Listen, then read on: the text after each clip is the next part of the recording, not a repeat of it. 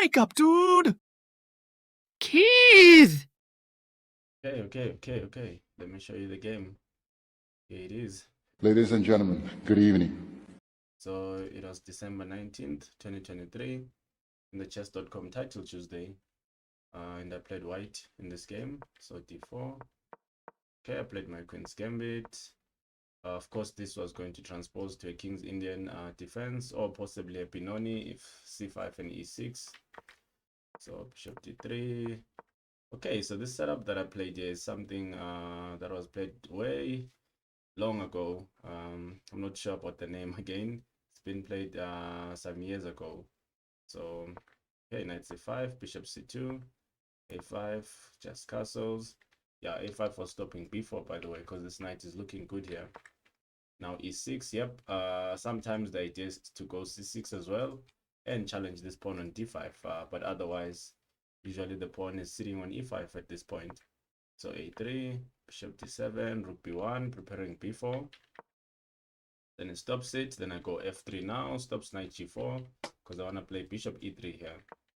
So b6, I go bishop g5. I like this idea. I think one of my previous videos I explained this. The idea is to pin this knight, obviously, but also if h6, then I can retreat the bishop here.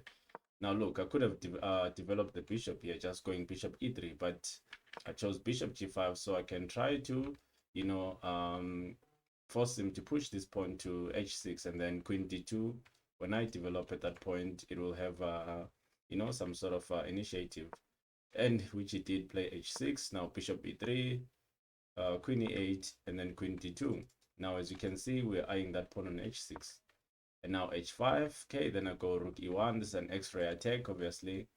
So if any trades here, possibly my rook will be ready to attack the queen. So it goes e5, and now queen to d1, eyeing this pawn, obviously, because he has to watch how he moves his pieces here. King h7. I think I've seen this idea before. He wants to go knight to g8 and f5, sometimes even knight h6. So h3. Idea is I want to go f4, so I have to stop this. So knight goes to g8. Now queen d2 first, because initially I'm thinking I want to stop him from doing this. On the other hand, I'm just waiting for f5. My actual idea is I'm waiting for f5. I've put my pieces on their good squares, so the only thing I'm waiting for here is f5, so I can take and play f4. There goes bishop h6. I go f4 now. He takes.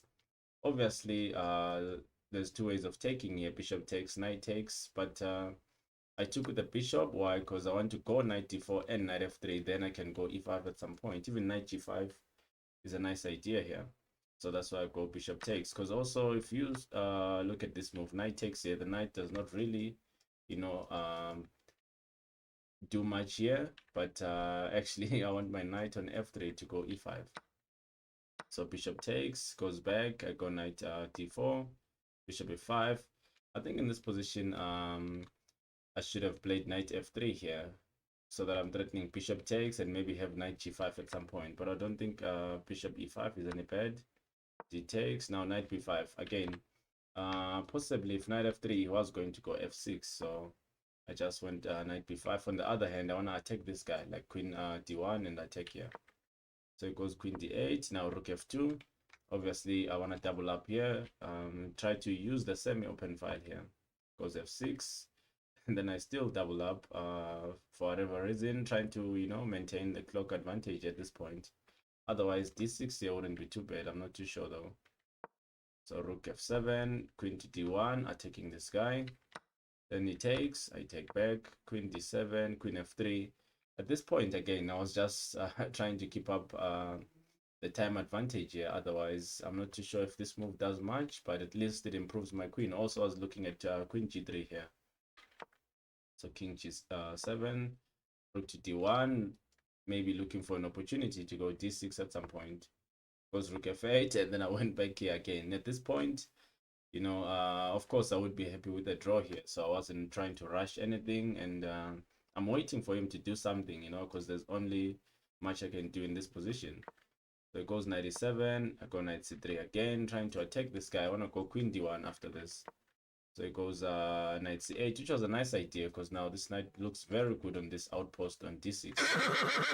So I go queen d1, it goes knight d6, play queen e2 again. I said, I'm just fine with the draw in this against this guy. So it goes h4, rook f3, rook h8, queen f2, you know, just positioning my pieces to attack f6 here. So queen e7, queen e2, rook h5. I wasn't too sure what was his idea with this. I don't know, rook g5 is just too slow here.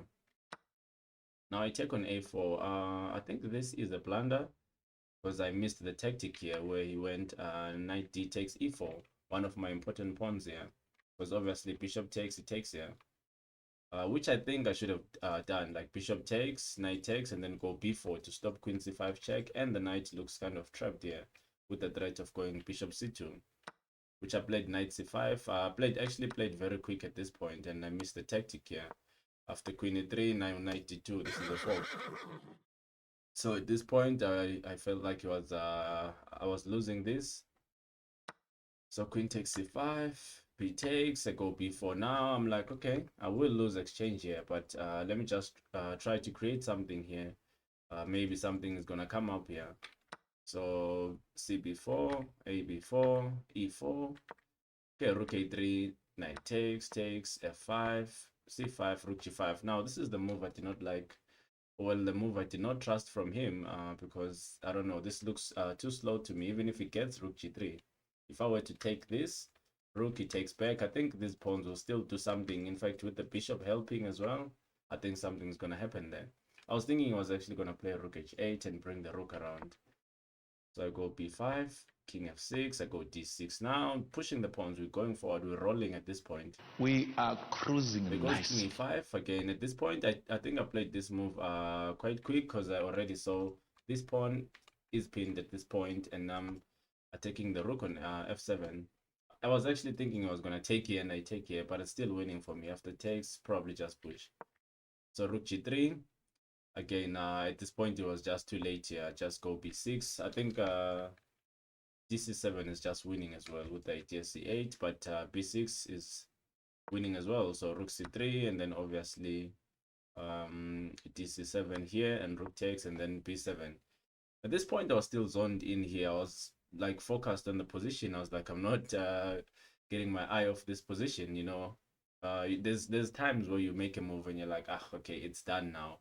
But at this point, I was still like, there's still more that can actually happen, but only to realize after any rook takes and I promote, the rook will be pinned. And then after a few seconds, he resigned in this position. So it was actually a very nice game. Good win against a very strong grandmaster, Fabiano Caruana, world number 2.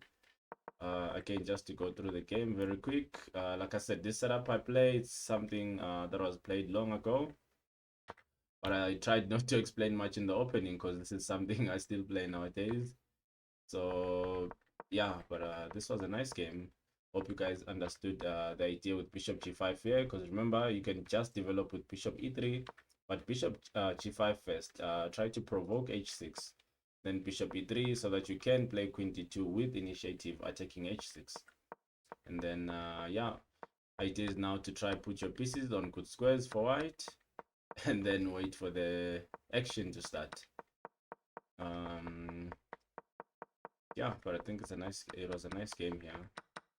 Hey, pushing the pawns. Grandmaster said push your pass pawns. Right. Hope you guys enjoyed the game. Make sure you comment down below. See you soon. Give a round of applause to that.